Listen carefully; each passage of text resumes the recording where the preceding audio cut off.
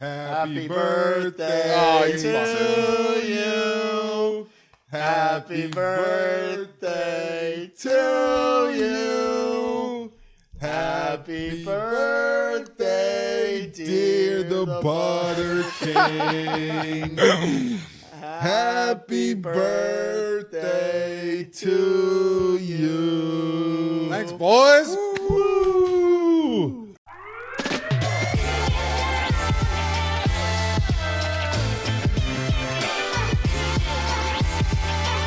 Butter sticks in the chat. Butter sticks in the chat. How does it feel? 32. What's up, man? I feel youthful and thriving. I'm not gonna lie to you. I'm kind of glowing today. I got that birthday glow, Dr. Fax. Can you see it? Can you feel it? I love it. I love it. Look at that hair flowing, feeling good. Doing anything special for your birthday? I'm not gonna lie to you, man. I'm gonna get fucking high as hell. I'm gonna order a really fat Uber Eats order. And I'm gonna play video games, man. I've been looking forward to it all week. That is amazing. What video games we playing right now? Dude, I've been killing Overwatch 2, and then really want to get back on the Apex train. Apex Legends is a fun game. Also, kind of a throwback game, but Risk of Rain 2 has been one that I've been excited about. So some kind of combination of those three. I want to get back into video games, but it's hard and it's intimidating. I told you, I tried to turn my PlayStation on, and I might have to get a new one. I probably should get a new one. Get a PS5. Treat yourself, Fax. Come on. Maybe for Christmas. We'll see. But let me tell you what I'm torqued about, Beau. I had the craziest, fatherhood has changed me, and I recently had the craziest, emotional dream. My daughter, when she's fussing at night, she enjoys hearing me or my girl sing the ABCs, and it helps her go to sleep. And I had this dream the other night, while I was trying to put her to bed, singing the ABCs, and she just started singing with me. And in the dream, I was crying, with tears of joy. But in real life, I was crying. You woke up crying? I woke up out my sleep and I was just crying. And I was I've never experienced anything like that before. And it's just for me, I'm just excited that at some point that is going to happen. So it's super exciting. And I was very torqued because that was something that I've never experienced before. Fatherhood has softened you, Dr. Fax. An emotional king. I love that.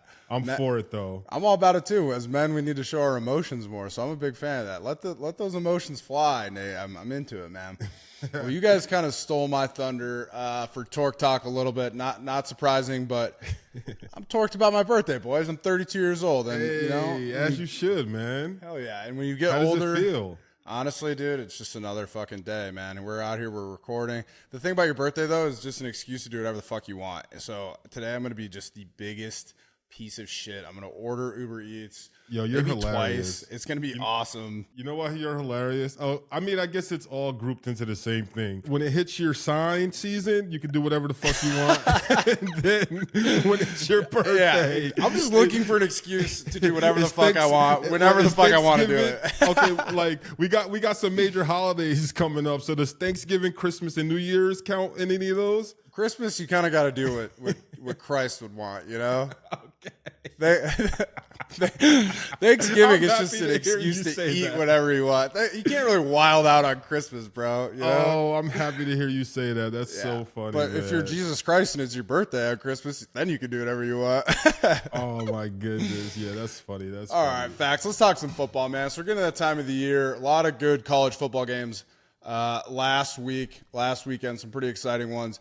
Not going to lie, this upcoming slate is a little bit dry, but we're getting to the point of the year where every game really matters, and college bowl projections are coming out, and the playoff slate is getting a little crowded. So let's talk through some of these scenarios, man. There's some very interesting situations that could occur because there's still a lot of very good football teams left. Yeah, and I'm excited. I'm excited at the fact that the waters can be muddied so much by just one win or one loss in one of these conferences, and then the thought of undefeated teams not getting in over teams with one loss is I love it, but it's also I love the thought of all the pressure on the committee because for them, they want the easy road and teams can knock themselves out.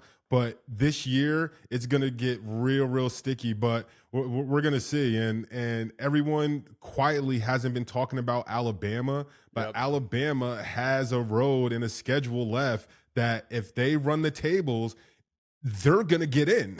And that's going to shake a lot of things up. So I'm excited to see how this all plays out. Yeah, so I think for me, some of the teams that have the highest likelihood of getting in, Georgia, Florida State, which could be an unbeaten team, maybe on the outside looking in if things shake out in a weird way, which you never know is going to happen. And then Michigan and Ohio State, but there's no 2-loss team that's ever made the college football playoffs.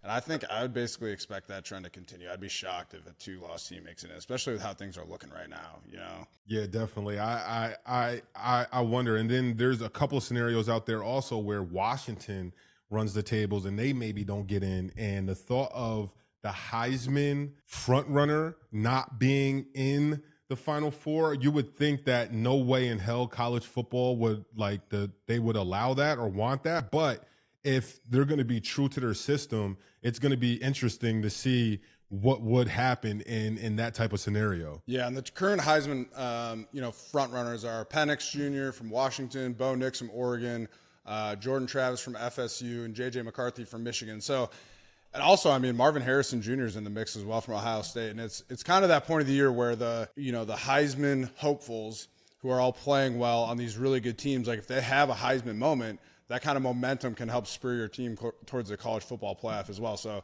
really exciting time over the next couple of weeks, seeing how this whole thing's going to unfold. I'm rooting for the chaos a little bit. You know what I mean? Like, let chaos reign. Like for me, the nightmare scenario is that FSU, they run the tables. And then if Alabama ends up beating Georgia at the end of the year in that championship game, then Alabama would essentially get in over FSU, leaving undefeated FSU out. And me as a ACC alum, I would be devastated to see that. Like, if you can't root for your team, I think you're supposed to root for your conference or want your conference to have a chance. Yeah. In all reality, ACC, they say ACC is one of the weaker conferences, or we're not the same as we once used to be. And I feel like as a whole, we're getting there. So if FSU can sneak into that Final Four, that'll do wonders for the ACC. But I think that would be a nightmare scenario. And I really wonder if like you're saying, they have a Heisman hopeful on their squad also. So maybe what he does these last couple of games can also help propel them to not even give that a thought. But it's going to be interesting to see. It's really all on Alabama right now. Yeah. Alabama kind of controls their own destiny as well as other people's destinies too, when you think about it. Yeah, no, and it's funny you say, like, Ohio State and Michigan both have chances to be in the college football playoff.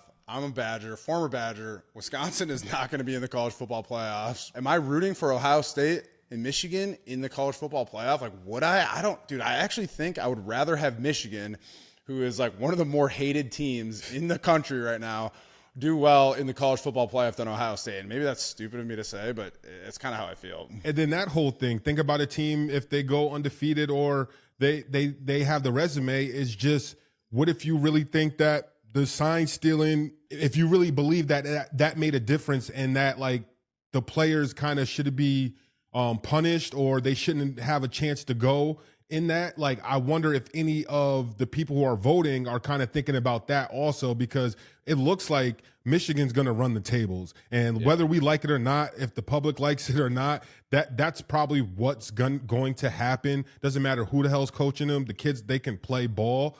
But it's going to be interesting, really, who does that.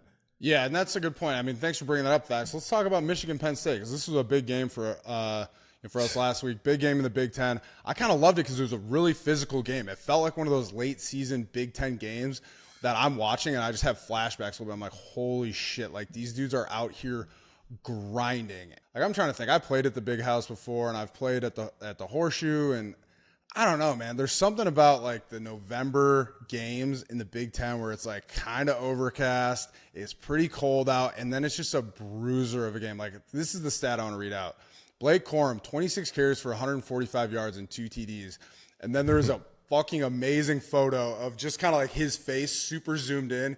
He's got like 2 stitches up here. He's bleeding out of like 5 different spots on his face. Looks super badass. Just like an absolute warrior, man. As badass as that look, get that man a right-fitting helmet. What the hell? You can't have your starting running back looking like that. That shit looks like it hurts. Seriously. No, I thought it looked badass, dude. No, don't get him a helmet. Like, get him just running dudes over with blood pouring out of his face mask. It's fucking baller, dude. I like that. Bro, they were toting that tater in the second half. No pass plays, running the rock the entire half. And me and you as XD linemen, we know how that feels and how sucks and belittling that feels, knowing like, damn, their game plan is like they're really just going to run the ball every single play, and I'm going to have it's inside run. It's inside run for a half like an hour. 9 on 7. And you know the Marshawn Lynch quote where it's like, run it down their face over and over and over and over and over and over and over and over. And playing the interior, knowing you're going to get a double team or a chip block or a scoop or whatever it is inside every single play, you have to really be in the mental state to do that. It's crazy because in college at Virginia, we had a game like this in 2009 versus Georgia Tech. Georgia Tech ran a triple option, so they were running the ball no matter what. And, bro, when I tell you this game was a fucking grind, we ended up getting destroyed. We didn't score no touchdowns. But listen to these stats for Georgia Tech. They ran the ball 71 times for 362 yards and 4 touchdowns. 71 times? Like, there's an average of maybe like 60 plays in a college football game. Listen, so Jonathan Dwyer ran the ball 25 times for 125 yards. Anthony Allen ran the ball 11 times for 103 yards. And then their quarterback, Josh Nesbitt, ran the ball 21 times for 82 yards. As crazy as that game was, your boy in the middle, every dive play, bro. I had 16 tackles that game, bro. 10 solos and 6 assists that game, bro. Shout out to Al Groh, though. He coached us up well. We practiced. This was hell. We practiced. Max, you've been waiting to read that stat line out, huh? Yeah, all bro. Season. bro, we practiced the whole week with no football to get ready for the triple option, and you had to tackle your keys every play. And you're on that Hoosier shit. Bro, me playing zero nose. Every time they ran the dive, I just tackled the running back, and it was a stat. But that was a crazy game. We got our ass whipped. I don't know, but they beat us like 40 something to like 9 or something. It was brutal game. So we know how it feels to play in some of these physical games. Believe me, that's how I felt sometimes at practice at Wisconsin, man. Just running power and ISO up my face for like 30 reps in practice every game. But anyway, I mean, so getting back to this Michigan Penn State game, obviously there's a lot of hoopla, a lot of information coming out about Harbaugh and Michigan and this cheating scandal, and Harbaugh is not allowed to be on the sideline. He's suspended for 3 games, but just came out, I think today even, like there's so much information coming out about this. So doing our best in the pod to keep you guys abreast of all this breaking news. But basically, Michigan is kind of appealing the suspension. They're going to take the matter to court in order to try to avoid the suspension. We'll see how it unfolds. But what I think is interesting is just how much juice the Michigan sideline had, how much they had during the game, how hard they played. Bet. And then, yeah, exactly. It seems like the suspension has almost galvanized them a little bit. You see... Bro, they're all tweeting bet after the game. Michigan versus everybody beanies. It's interesting, man. It seems like it's actually giving them some juice. Although it's a great marketing opportunity, and go off, do your thing, make your money, make your T-shirts and all that, your new slogans. But the fact that Michigan and Harbaugh are trying to play the victim is fucking absurd to me. It's just like, bro, like, yo, you got a light ass sentence, bro. You get the coach, you get to stay in the hotel of the city, like you get to basically just like do all that, and you're not there. Yeah, so what? You're not at the game, but bro, like you have it so light, you still get to be there. I don't even know why you would try to appeal this. I almost feel like it's a smack in the face, like you're really untouchable. Like you guys did something wrong. Take this punishment and just get ready for the postseason. Like I think it's a little absurd that they're really trying to play like the victim card, or this is kind of shifting to, oh, everyone's against Michigan. No, you guys got caught fucking cheating. Like, you guys got caught cheating, and you're being disciplined for it. Just take it and move on. Yeah, I want to talk about Penn State a little bit. Not their finest performance offensively. It did feel like they got physically beat by Michigan, like we were talking about. Only in 238 total yards, 58 plays. And then after the game, head coach for Penn State, James Franklin, ended up firing offensive coordinator Mike Yurcich, and kind of bring about all these coaching changes that seem to have struck us mid-season here. And bro, I kind of dislike this trend of publicly blaming one side, like one coach. Yeah. And it's, for me as a head coach, you're approving this game plan, you know? Like, you're approving this game plan of what your coordinators are coming up with. So ultimately, if you're approving it, then you think that it's going to work and it's for your kids and you as the coaches to work together to make that work during the game. Sometimes teams are just better than you. Like, sometimes teams are just more physical than you. Kids are stronger, maybe the athletic and the workout program, but like, I just think it's a weird trend to do this. And like, what does it do for you mid-season? If you thought the play calling was so bad, now like, what happens? You take over, or you put someone else, and it's just like, why can't you do that in-house some way? Like, it just creates a lot more dysfunction at times. That's all I think. And it's just like, it's college. It's hard to try to not think about the fact of the personal relationships that you have with coaches as a player. And like, to see a guy just get like in the middle of the season that you might have some sort of rapport with, sometimes that's devastating for players. It's just like, oh, you get worried about, oh, what's next? Who's coming in? Damn, like, this coach doesn't like me. Now he's in charge. Like, what's going to happen? So I just think it's a itchy trend that I'm not really fond of. I agree with you. I'm not necessarily a fan of that either. And I'll never forget when I was in 2013 in Madison, Brett Bielema, who's my head coach at the time, he's now the head coach at Illinois. He left to go take a job at Arkansas, and he was going to coach us in the bowl game. I'm not sure exactly what happened, but Barry Alvarez wasn't having that. It was kind of a surprise leaving, so we didn't have a coach for the bowl game. We didn't have a head coach, and Barry Alvarez, who's the athletic director at Wisconsin forever, just a legendary coaching figure at Wisconsin, stepped in for us to coach our bowl game, which you end up losing. We lost the Rose Bowl that year to Stanford, which is fucking horribly disappointing. Like, sorry, like, we fucking lost it for you, Barry. I'm sorry. But it is interesting, man. There's so much dysfunction. But I understand, like, Penn State has kind of been riding their defense all year. They haven't gotten as much out of their offense as they've hoped. Penn State's quarterback, Drew Allers, I honestly think pretty decent, but he was not very good on Saturday last week. Only went 10 for 22, 70 yards, 1 TD. So I understand what you're saying, Fax. Like, when you fire these coaches mid-season, it just creates all this dysfunction. It feels like you're taking a bad thing and making it worse. It's hard to put a Band-Aid on a bullet wound that way. But moving on, like, there have been a lot of head coaches fired in this last week, and there's no one that is probably happier about it maybe than Jimbo Fisher from Texas A&M. He went 45-25 overall. The last 3 seasons, he was 19-15, 10-13 in the SEC, and only 12-14 versus Power 5 schools, which is basically why he got fired. However, he is still making an absolute fucking bag. Within 60 days, he's got to get paid out $19.4 million. And within 120 days, $7.27 million. And then $7.27 million every year through 2031. How fucking nutty is that? Is there a better, like, unemployment position in the world than Jimbo Fisher right now? Yo, I think about the agents on the agent side.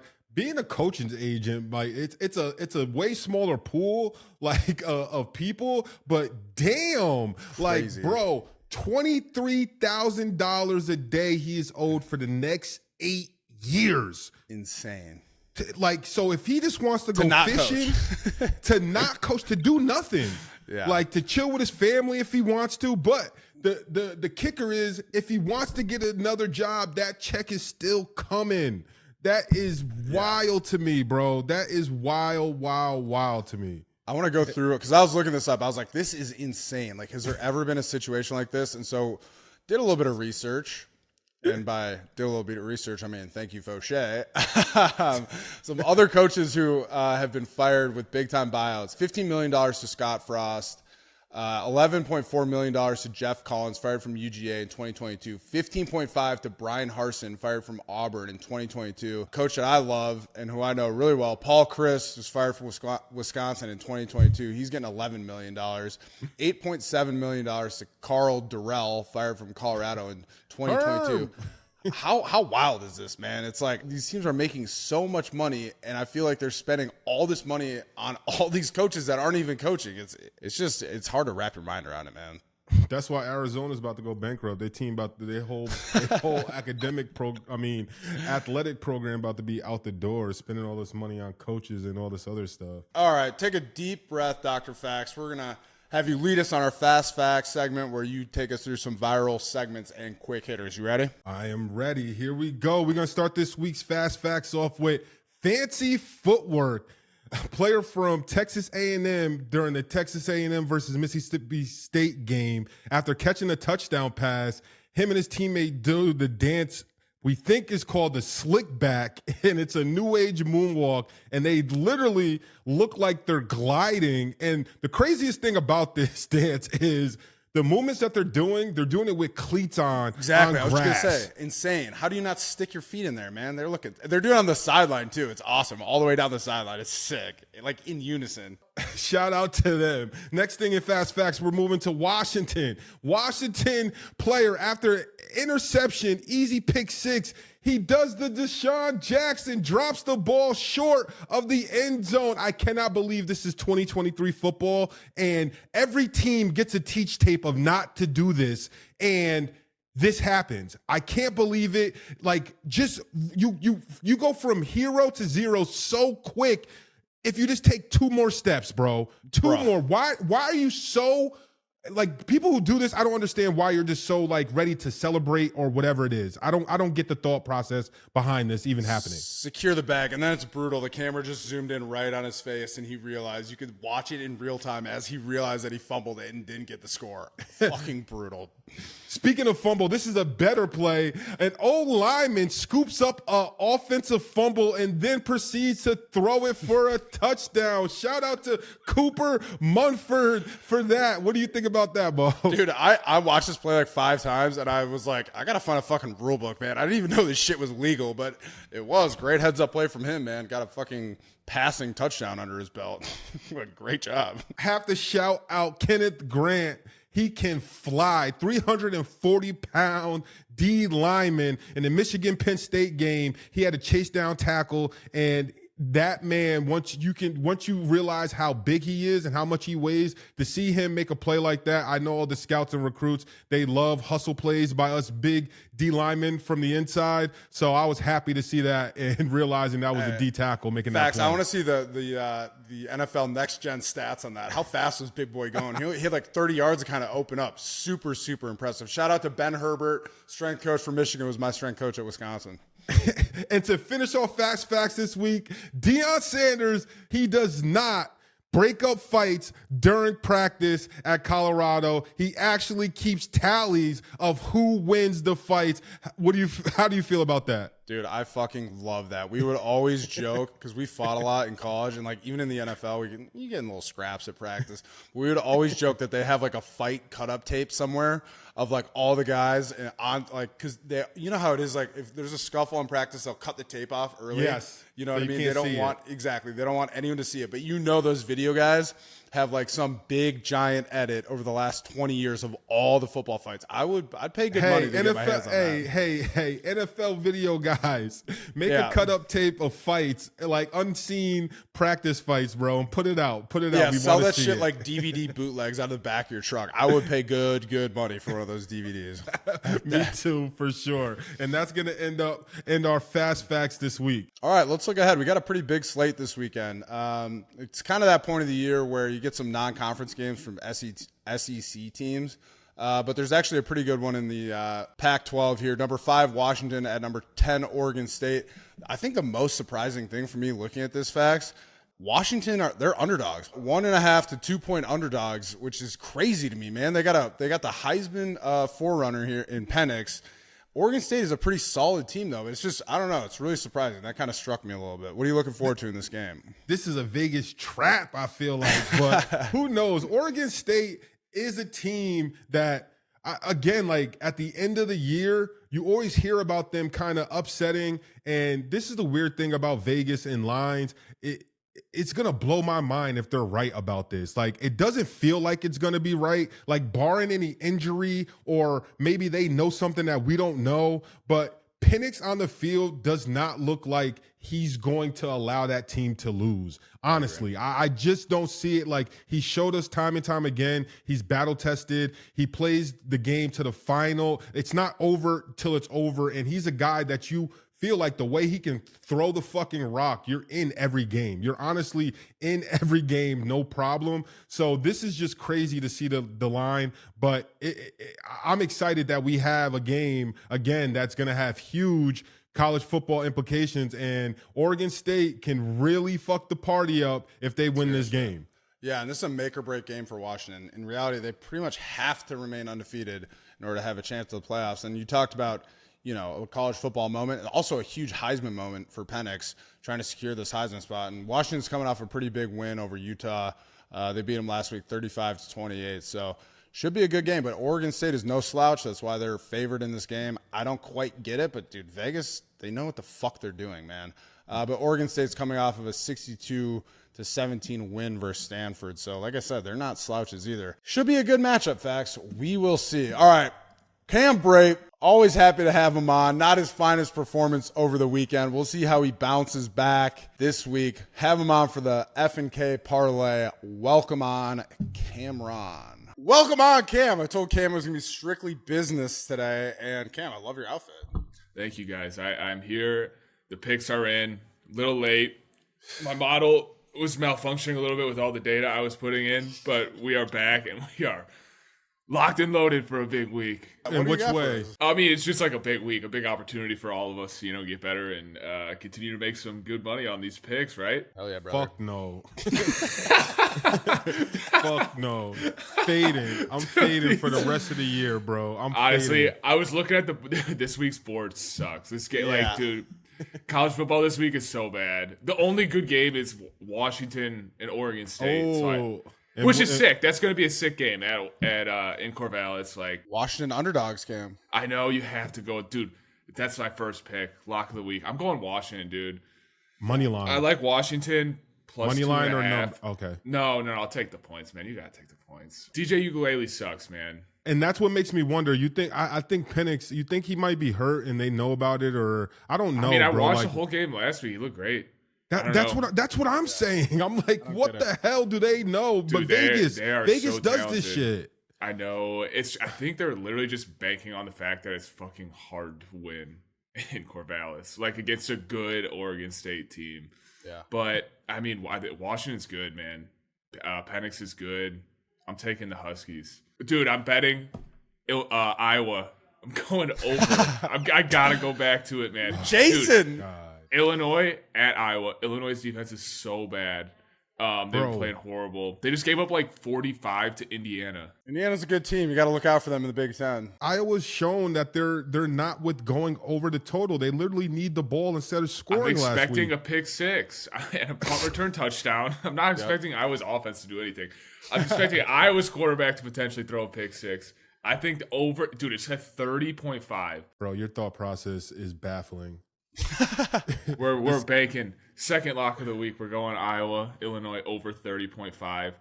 Purdue at Northwestern. I'm taking Northwestern +2. Those boys are frisky up there in Evanston. Louisville at Miami. I'm going under 46.5 and had to throw in some action for tonight. Let's go. Western Michigan +5.5 at Northern Illinois. Rocky Lombardi is Northern Illinois' quarterback, dude. Do you guys remember Rocky Lombardi from MSU? No. He was their starting quarterback like 6 years ago, and now he's the quarterback at Northern Illinois, and he's doing terrible. A little Bo Nix situation. But like Bo Nix did it right. Like he went to Rocky a more Lombardi's fun. doing it right, bro. What are you talking about? So like Bo Nix went to like a better, cooler school, is like a Heisman candidate. Rocky Lombardi went from Michigan State, Big Ten school, to DeKalb, Illinois for a shitty Northern Illinois team. Like, that's tough, man. I feel bad for him, and I picked against him tonight. Like, dude, that's tough having me pick against you. Like, yeah, that's how like that's the biggest. bad. The biggest L he's taken in a while. Yeah, Cold for sure. world, yo. Cold world. Yeah. Cam, let's talk some NFL football. The Fuck yeah. suits, they're boring. You're kind of a suit now, so I guess you make the rules. But let's talk just a little bit of NFL football. So we got our NFL one-hitters. I'll start us off. Watching the game last night, 12 men on the field for a re-kick of a missed field goal, and the Broncos end up beating the Bills in the final seconds. Fucking ridiculous. Imagine being that 12th man today. How do you feel? Tough. How do you, like, everyone in your team? Just blame Josh Allen. Just keep going, like, dude, but Josh dropped the fault. Like, he dropped the handoff. He threw those picks. Like, But it's just, I can't imagine. Like, I feel like I've had literal nightmares of that same exact situation. The moment he realized, like, when he, like, looked around, like, he heard the whistle, saw the flag, looked around, was like, oh, fuck. Yo, that offensive, I know that offensive coordinator's pissed. He's probably like, yo, I don't run the special teams. It wasn't my fucking fault. Like, they missed the field goal. We won that game. Like, I couldn't imagine, and I wonder if we'll see by the end of this week if they specifically blame someone, because that's enough to get cut off a team if you're that extra guy that wasn't supposed to be off. And they're going through meetings today, and someone's going to be responsible for being out there. If it's DeMar Hamlin, I think I'd still give him a free pass. Do you think it was him? Could have been, dude. He was playing defense, like, for the first time all year. Like, might have been. Might have been. One-hitters, what do you got, Fax? I have Trayvon Diggs, brother of Stephon Diggs, stirring the pot and tweeting his brother needs to get out of there immediately, talking about Buffalo, live tweeting after the Buffalo loss last night, and I think it's absolutely hilarious. And then double downing this morning and saying he wasn't good until my brother got there anyway. It's absolutely lovely, icing on the cake. He is still part of the Cowboys, so this is kind of like, this mental warfare is absolutely beautiful, and I love it. And when you're on IR, you have nothing but fucking time. So this is like great. Like, he's probably rehabbing, looking at his mentions and just laughing. But I think this is absolutely hilarious. Like brother,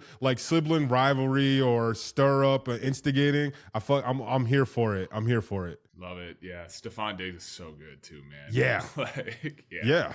So good. All right. I had a week to reflect, Beau. Last week you called me out because I come in here and every week I just rip on NFL players. No, I like that. I like that. I'm into that. I want to be a little more positive today. Okay. And I'm just thankful today that we got to experience the Jameis Winston experience on Sunday. Electric. Yes. Unbelievable. The touchdown. You see that dime? You see that? Sick. Dude, rolling left. He literally threw the ball across the entire length of the field. Sick pass. Like, put it where only his guy could get it. His first pick, cover zero, back foot. He literally just threw it as high as he could. Like, it was incredible. Yeah, man. But, like, dude, he played good. He brought him back. The last pick was like, they're down 8 points. He's got to make something happen. Like, bro, dude, J-Boo's always down 8 points in his mind, Bro, a lot.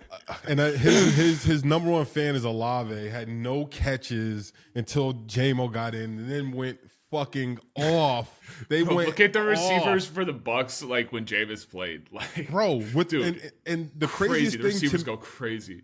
The craziest thing to me is, that no one, or maybe they have that, and maybe the Saints just don't want to give him up, but it's crazy that no other team has grabbed him. Like, the Jets can fucking use him. Like the fucking Minnesota, they hit the jackpot, Minnesota, but like, even them, it's just, it's weird to not hear more that, like, hey, people are trying to get Jameis. You know what I'm saying? Because he's good, bro. Should have traded for him. Him with Belichick would have been amazing. Oh my God. That shit would. I would kill to see that, bro. We're gonna go get him at the offseason. There's a chance, dude. That would be unbelievable. Like, Jameis is a good quarterback. Like, he for real is, and it's crazy to say with someone like Belichick, he might tweak Jameis so he gets like rid of these interceptions, and because Jameis is, like you said, he's good. He can make some fucking good ass throws, bro.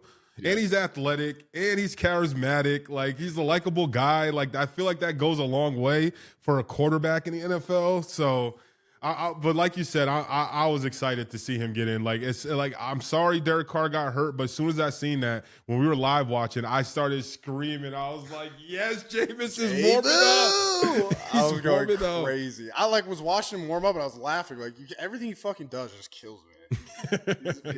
He's like intentionally funny, but also so unintentionally. Like, no matter what he does, it's just like there's comedy involved. It is. But with all that, you can actually tell he always wants to win, and he's trying his hardest out there, and it's great. But got to stop with the picks, though. Take the good with the bad, man. He's gonna get his picks, but he'll get some touchdowns too. Cam, it's always a pleasure, man. It's always a pleasure. Hopefully, we'll do better with these bets. If so, maybe that's your lucky hat. Maybe it's gonna be a different week. But I am still fading you no matter what. It's fair. All right, we've talked a lot about Florida State and their undefeated season, and one of my favorite parts about that is Garnet the Goldfish, the goldfish who's been seen on the sideline with players, on the sideline with Kirk Herbstreit, and even in the locker room. He's been a huge part of Florida State's success. We're pumped to have Garnet the Goldfish on and his father, Jack Henez. All right, we are joined by FSU legends, Jack and Garnet the Goldfish. Yo, thanks for coming on, man. Thank you guys so much for having me on here. Yo, appreciate you coming on. This is lit. I'm excited.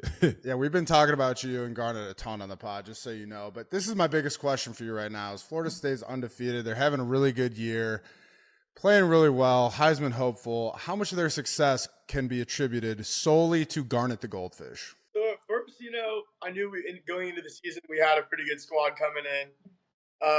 But I will say, Conrad Hussey, number 12, he's a freshman, was the first player to take Garnet into the locker room. Yep. Next game, he is a forced fumble and an INT. So yeah, exactly.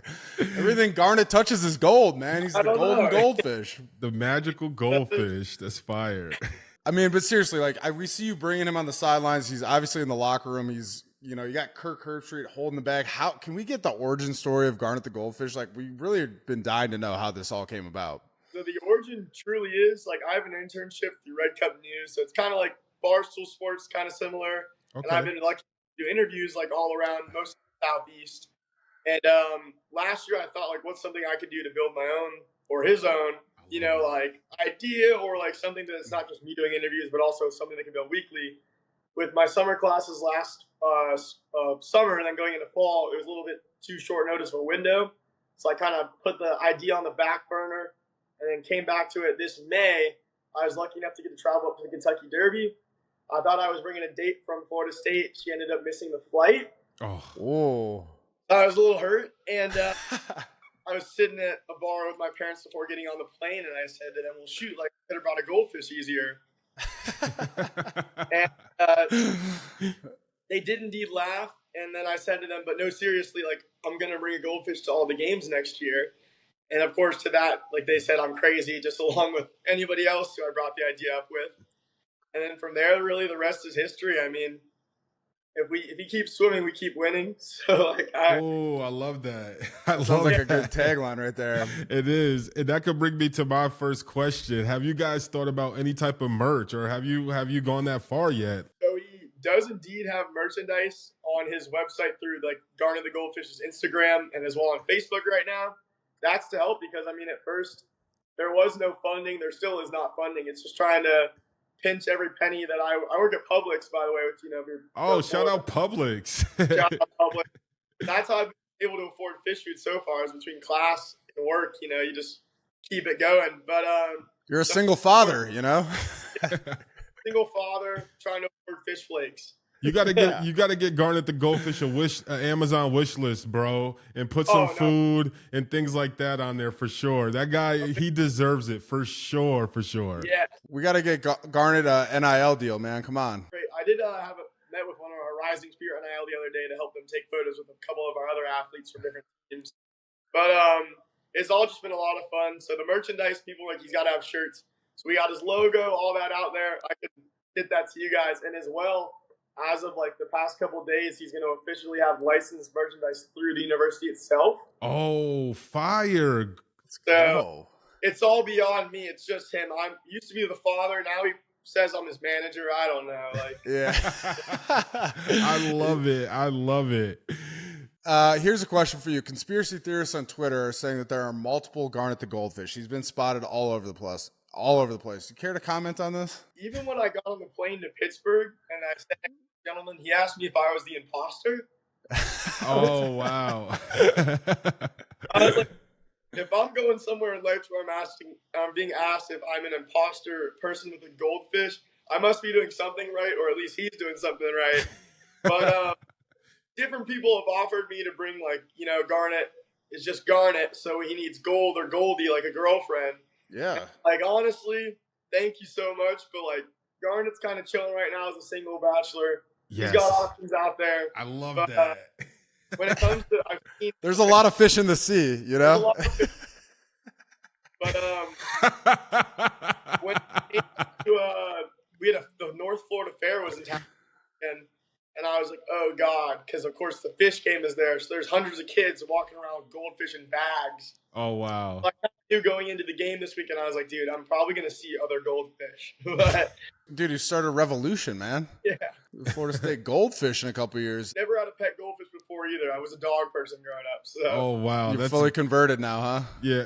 So let me ask you this. With this newfound fame, has PETA came after you yet? So I mean, you guys, of course, probably keep up with College Game Day. I mean, they were throwing around those fish in Washington like it was. It's true. Well, shoot, at least my fish is still alive. I take good care of them. You know, like. Anyways, with that said, even if they were, like, it makes people smile. The goldfish makes people smile and kids smile, and you know, it gets them into the world. And maybe they want to own their own pet fish, or even just like the idea of a goldfish. So, with that being said, I don't think I've had any issues so far. And if they were, I probably would just dismiss them and just keep swimming, just keep winning at this rate. You know, like. That's right. But, yeah. Well, plus Garnet has an unbelievable life, man. He's meeting all these celebrities. Like I said earlier, he's hanging out with Kirk Herbstreit. You mentioned he's in the locker room. He's met a lot of great football players, especially from Florida State. My question is, who has he not met yet that he's dying to meet? Like, who's the dream celebrity for Garnet to hang out with? So he's still dying to meet Pat McAfee. I think the goal, they aren't going to give us a game day. So I guess we have to make it to Houston to get a game day at this rate. Knock on wood, you know, I got a wood table here. But, so Garnet's told me himself that if we get to Houston, or if we even get a game day, which would be such an honor, we will be there with a sign that says, "At Pat McAfee, my goldfish can kick further than you." Oh, I love it. I love it. I didn't grow up a kicker, but I grew up playing soccer, and all these kids can make the field goal. I'm fully confident I can make it from 33 yards, and Garnet says I better keep training. So the goal will definitely be to be on there to officially meet Herbstreit, myself, and Pat McAfee, to then hold the goldfish while I kick a field goal. On a little bit more serious note, like with all this newfound glory and just media attention, and like you said, you're going with the flow with the merch idea. How has it affected you, kind of like in a business or marketing aspect of just lining up what you're going to do next with Garnet? So it is a crazy realm to get into, because it really just started as like, all right, we're going to LSU, Florida State in Orlando, and let's just see how this goes. And yep. Not so much. With that being said, like, anything to help Florida State University and to show it in a positive light, I've always been happy to do. And now marketing, I think people have said, well, you need to switch to be a marketing major. So as of next semester, hopefully I'll be enrolled, or he'll be enrolled as a marketing major. That is amazing. Changing my major to marketing. But I've learned so much, and there's a lot of help at the university, like between their student athlete programs and everything. Like, they've been nothing but help to me, and the athletic director himself. Like, I never thought I'd be in a room just speaking to the athletic director and his wife about a goldfish. Look at that. That's amazing to hear. That is the reality we're at in 2023 nowadays. Anything can happen. It doesn't scare you, the fact that I love that you're so selfless and it's all about Garnet, like getting the shine. It doesn't scare you just being away from him, maybe that 20 minutes, and thinking about how everyone excitedly is handling him in the locker room? That is a good point. I think I haven't been worried since he got back from Wake Forest, because I was like, that one, he'll be good the rest of the time. But when he was gone at Wake Forest, it was all impromptu. I initially thought, okay, we play North Alabama week 11. If we're somehow undefeated there, we are favored in all our games. Maybe I can hand them to one of my friends, Jaden, who's on the team. If you ever seen in the crowd, there's number 39 hyping him up. He's always there. Nicest guy ever. I was like, if I hand him to him, he'll go in the locker room. Conrad grabbing him was entirely just his. And the police officers are staring at me too. And we're in Winston-Salem, North Carolina. And I'm like, sir, this has never happened before. I have no idea what to do. So he was gone. The police officers looking after him too. He's got a whole bunch of eyes on him. As each minute went by, I kept getting worried. And then finally, our Director Alford, the athletic director, brought him back out. From then, I knew it would be all right. But even after this Miami game, the players had jumped up into the stands before Jared Verse or Keon even got up, which they were actually probably 2 players down from us, which is the craziest moment, the greatest moment you ever can feel is the players running to you.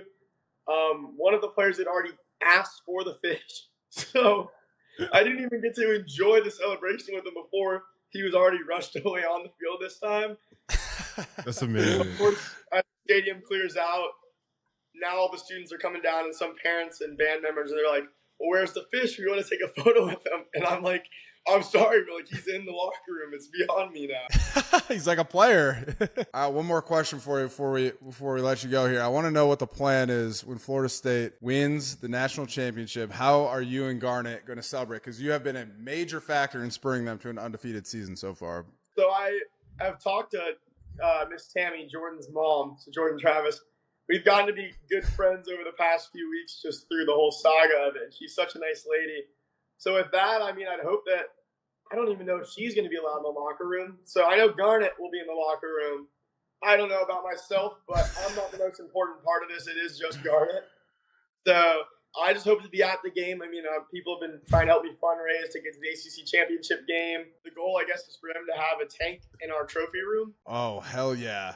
Maybe pour a little champagne in his bowl after the big win. Just a drop, Jack and Garnet, we are glad we got you on, and good luck with your marketing journey. And just know when the 30 for 30 comes out about Garnet or he gets his cartoon, make sure you pencil in the Butter King and Dr. Fax for sure. Oh, appreciate you, Jack. You're a proud single father, man. I love it. It's amazing. Thank you guys so much for having me, and I truly appreciate being on here. And we're trying to document because some people are skeptical on whether or not the same fish.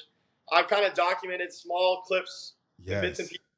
The first weeks, of course, now it's grown, so we recorded more and more.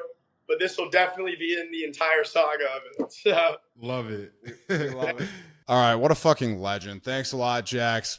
Awesome to have him on. Wish FSU and Garnet especially nothing but success and love this year. Moving on. All right, this is my favorite segment, Facts. We talk about a lot of different sports here, a lot of guy stuff, fun stuff, video games, Zin, football. So everyone probably listening to this at home is probably like, what am I supposed to talk to my girl about? I can't talk to her about Beau's zinning habits. I got you. This is what you talk to your girl about. The Golden Bachelor. The finale is on Thursday. I'm just going to be honest with you. I initially was like, I do not understand this premise. Basically, it's The Bachelor, but just aged up. Okay, so Jerry Turner is the Bachelor. Sorry, he's the Golden Bachelor. The Golden Bachelor. Yeah, he's 72 years old.